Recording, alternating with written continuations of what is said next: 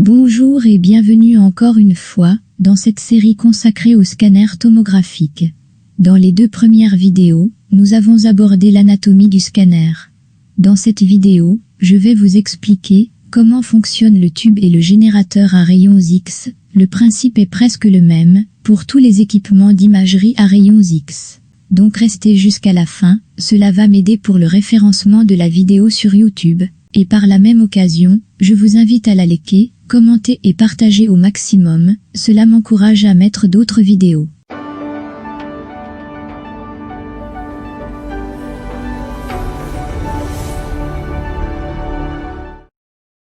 En plus du tube à rayons X et le détecteur, la partie rotative du scanner comprend également un générateur haute tension, HT, qui est une pièce maîtresse du scanner. Le générateur haute tension est composé de plusieurs modules, et qui sont répartis sur la partie rotative du scanner. Et qui a pour mission de satisfaire les besoins en électricité du tube radiogène, en jouant le rôle d'alimentation électrique du tube à rayons X. Alors donc, on va y aller pas à pas, pour pouvoir identifier de quoi un tube radiogène a besoin, pour qu'il fonctionne correctement. Et ainsi, identifier et énumérer les fonctions du générateur. La figure suivante représente de manière très schématique les éléments principaux du tube à rayons X. Donc rapidement, le tube à rayons X peut être assimilé à une diode, c'est-à-dire avec une cathode et une anode.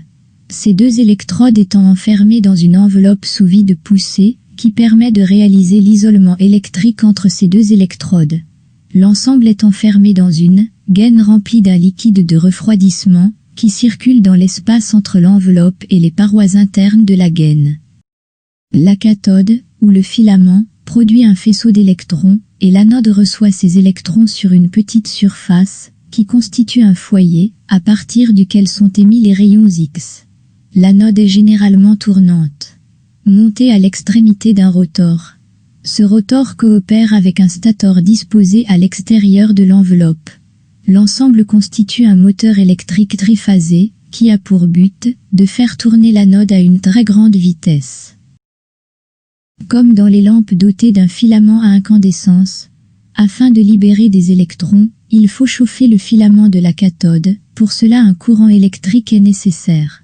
Ces électrons vont être accélérés par une autre alimentation de haute tension, appelée tension accélératrice, appliquée entre les bornes du tube. Cette accélération a pour but de bombarder l'anode et produire par la suite les rayons X. En effet, le chauffage du filament, qui est fabriqué généralement en tungstène, pour des raisons de solidité à haute température, va provoquer une agitation des électrons, ce qui a pour effet d'arracher les électrons et de former un nuage électronique autour du filament. C'est l'effet thermoionique. La figure que vous voyez maintenant représente le schéma électrique d'alimentation de la cathode. La cathode comporte deux filaments, dont le point commun est connecté à une tension négative par rapport à l'anode. Comme nous l'avons déjà expliqué dans la vidéo consacrée au tube radiogène. Je vous laisse le lien de la vidéo dans la description. Chaque filament sert à créer sur l'anode un foyer, source de rayons X. Chaque foyer a des caractéristiques particulières, généralement appelés petit foyer et grand foyer. Donc, le générateur à rayons X fournit le courant nécessaire au chauffage du cathode, afin d'obtenir l'intensité désirée dans le tube à rayons X. Pour cela, un circuit à basse tension, associé à un transformateur de courant, permet de fournir un courant régulé de chauffage.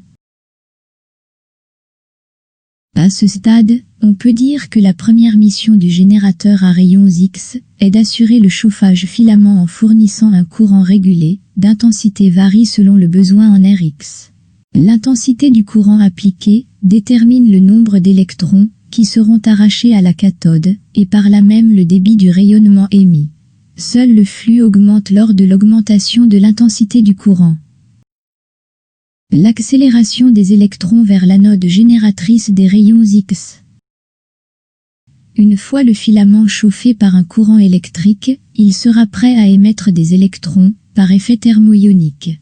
L'application d'une différence de potentiel, élevée, entre la cathode et l'anode, permet d'accélérer ce faisceau d'électrons par un champ électrique en direction de l'anode. Le faisceau d'électrons va acquérir une énergie cinétique proportionnelle à la différence de potentiel appliquée entre la cathode et l'anode, et donc sur l'énergie des rayons X maximale émise. Comme nous l'avons déjà vu dans la vidéo consacrée à la production des rayons X. Je vous laisse le lien dans la description. Les rayons X sont émis lors de l'impact du faisceau d'électrons sur la cible, de deux manières distinctes. D'une part, l'émission des rayons X se fait par le freinage du faisceau d'électrons par les atomes de l'anode, c'est le rayonnement de freinage, Brandstrahlung en allemand. D'autre part, le faisceau d'électrons possède une énergie cinétique suffisante pour perturber les couches électroniques internes des atomes de l'anode. Ces atomes, suite à leur excitation, émettent des rayons X lors de leur relaxation. C'est le rayonnement caractéristique. La tension appliquée entre l'anode et le cathode sera fournie par le générateur haute fréquence. Le signal triphasé du réseau électrique de 50 ou 60 Hz est d'abord redressé par un pont de diode, puis filtré pour créer une tension continue. Ensuite, un convertisseur résonant haute fréquence transforme le signal DC en un signal sinusoïdal à une fréquence supérieure à 100 kHz.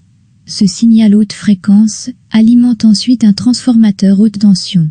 Un circuit de redressement à haute fréquence et de filtrage au secondaire du transformateur permet la production d'une tension DC sans ondulation. Cette tension au final sera imposée aux bornes du tube à rayons X. Donc, la deuxième fonction du générateur HT, qu'on vient d'identifier, est l'application d'une haute tension au tube à rayons X pour accélérer les électrons de la cathode vers l'anode.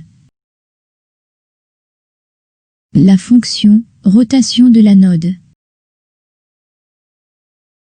Les anodes des tubes à rayons X ont été fixes dans le passé et le point d'impact du faisceau d'électrons était toujours le même. Ces anodes fixes étaient rapidement endommagées par le faisceau d'électrons incident, qui apporte une énergie thermique considérable. La rotation de l'anode a constitué un progrès important, car elle permet d'éviter une dégradation rapide de la surface du matériau constituant l'anode. En effet, la rotation de l'anode permet de répartir la chaleur sur une surface circulaire autour de l'anode. Le point d'impact du faisceau d'électrons demeurant le même sur le plan spatial, et la surface bombardée reste le moins de temps possible sous bombardement. Plus la vitesse de l'anode est élevée, plus on est en mesure d'atteindre de fortes puissances, sans endommager l'anode. Le tungstène possède des caractéristiques intéressantes, notamment point de fusion à 3600 Kelvin. Numéro atomique élevé, Z égale 74. Favorable à l'émission des photons X. Et conductivité thermique élevée. Est universellement utilisé pour les anodes des tubes à rayons X. Sauf pour la mammographie, où l'on utilise des anodes en molybdène. Car on souhaite un spectre de rayons X bien défini. Cette rotation est assurée par un onduleur, qui alimente et contrôle un moteur asynchrone, à fréquence variable, situé dans le tube à rayons X. Ce circuit permet de contrôler le moteur à différents niveaux de fréquence, pouvant aller jusqu'à 10 000 tours par minute, avec des puissances pics de 7 kW. Le logiciel embarqué. Le logiciel embarqué permet d'assurer les fonctions suivantes. Le générateur reçoit les paramètres de pause, qui sont la haute tension, courant du tube, et durée d'exposition. Donc il commence par la vérification de ces paramètres, s'ils sont acceptables ou pas, avant de les transmettre dans le circuit interne. Deuxième point, il assure la synchronisation avec le système. Une fois les paramètres de pause reçus, le logiciel embarqué s'assure de la synchronisation des différentes fonctions du générateur. Il lance d'abord la rotation de l'anode et le chauffage du filament en parallèle.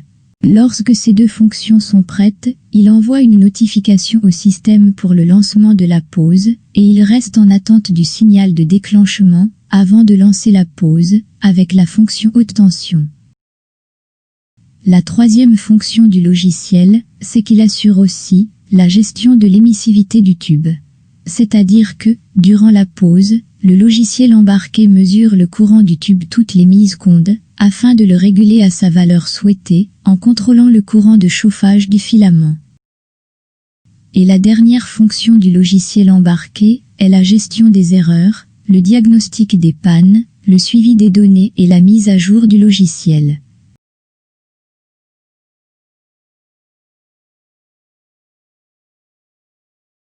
En conclusion, le générateur haute tension est un élément essentiel au fonctionnement d'un système à rayons X.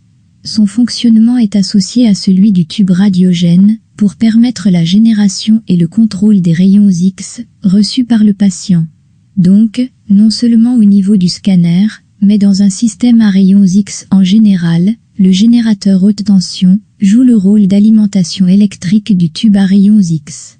Il est important de mentionner ici que, au niveau du scanner, on ne trouve pas le générateur en un seul bloc, mais plutôt réparti en plusieurs modules, pour la raison évidente, l'encombrement. À la lumière de ce qu'on a vu, on peut résumer les fonctions essentielles du générateur à rayons X dans les points suivants. 1. L'application d'une haute tension au tube à rayons X, à des intervalles de temps très faibles, pour accélérer les électrons de la cathode vers l'anode. De manière générale, les tensions visuelles sont comprises entre 20 kV et 150 kV. 2. Le chauffage du filament de la cathode du tube à rayons X, pour obtenir l'intensité désirée dans ce dernier, qui est en général comprise entre 0,5 mA et 1250 mA. 3. L'alimentation du couple rotor-stator, pour assurer la rotation de l'anode. 4. Le logiciel embarqué qui contrôle et synchronise les fonctions du générateur, et gère la communication avec le système.